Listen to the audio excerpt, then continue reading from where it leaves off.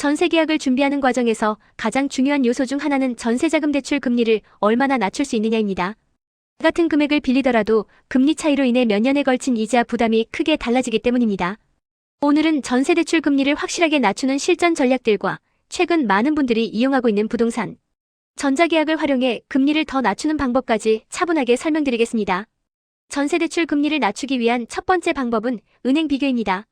많은 분들이 대출은 어느 은행에서 받아도 비슷하다고 생각하지만 실제로는 전혀 그렇지 않습니다. 은행마다 금리가 다르고 보증기관에 따라 적용되는 금리도 달라집니다. 두세 곳만 비교해도 0.3%에서 많게는 0.8% 정도 차이가 나는 경우가 흔합니다. 요즘은 은행에 직접 방문하지 않아도 모바일 상담을 통해 금리 확인이 가능하기 때문에 최소 3군데 이상은 꼭 비교하는 것이 좋습니다. 두 번째 방법은 우대금리 확보입니다. 전세자금 대출 금리는 기본금리 위에 우대 항목을 충족하면 낮아지는 구조입니다. 급여이체 등록, 자동이체 설정, 적금이나 청약가입, 신용카드 사용 실적, 모바일 신청 여부 등의 조건들이 대표적입니다. 이 항목을 얼마나 충족하느냐에 따라 금리가 0.5%에서 많게는 1% 가까이 낮아질 수 있습니다.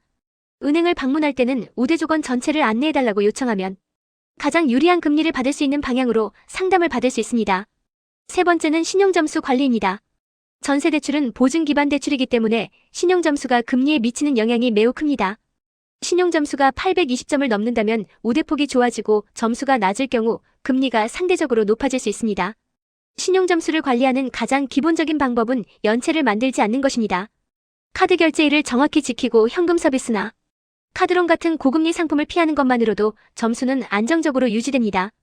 사용하지 않는 카드를 정리하고 통신비나 공과금을 자동이체로 돌려 꾸준히 납부하는 것도 좋은 방법입니다. 네 번째는 보증기관 선택입니다. 전세대출은 허그, 한국주택금융공사 서울보증 세 보증기관 중 한 곳을 통해 진행됩니다. 보증기관마다 금리와 조건이 다르기 때문에 어떤 기관을 선택하느냐에 따라 금리가 달라집니다. 허그는 금리가 낮은 편이지만 심사가 상대적으로 까다롭고 주택금융공사는 소득이 적거나 일정 조건을 충족하는 사람에게 유리합니다. 서울보증은 승인 속도가 빠른 장점이 있지만 금리가 다소 높을 수 있습니다. 은행 상담 시 보증기관별 금리 비교를 요청하면 내 상황에서 가장 유리한 구조를 쉽게 찾을 수 있습니다. 다섯 번째는 대출 실행 시기 조절입니다. 기준금리가 변동되는 시기에는 승인과 실행 시점을 잘 조절하는 것만으로도 금리 절감 효과를 얻을 수 있습니다. 기준금리가 내려갈 가능성이 보일 때는 전세대출 승인을 미리 받아두고 실제 실행은 입주일에 맞춰 진행하면 더 낮은 금리를 적용받을 수 있습니다. 반대로 금리 인상이 예상될 경우에는 승인과 실행을 최대한 빠르게 진행하는 것이 유리합니다. 여섯 번째는 금리 유형 선택입니다. 전세대출은 고정금리, 변동금리, 혼합금리로 나뉩니다. 금리가 앞으로 하락할 것으로 예상된다면 변동금리가 유리하고 금리 상승이 예상된다면 고정금리가 안전합니다. 최근에는 고정과 변동을 일정 비율로 섞은 혼합금리 상품도 많아졌기 때문에 세 가지 유형을 모두 비교한 뒤 가장 부담이 적은 방식을 선택하는 것이 좋습니다. 일곱 번째는 중도상환 수수료 여부 확인입니다. 대부분의 전세대출은 중도상환 수수료가 없지만 예외적인 상품도 있기 때문에 반드시 확인해야 합니다.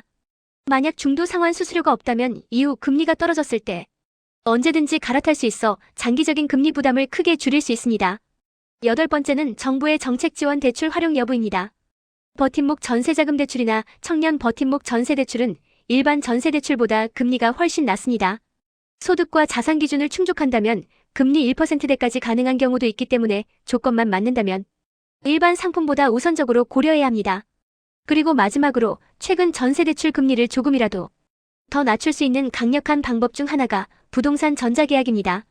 전자계약은 종이 계약서를 작성하지 않고 정부 시스템을 통해 온라인으로 계약을 체결하는 방식입니다.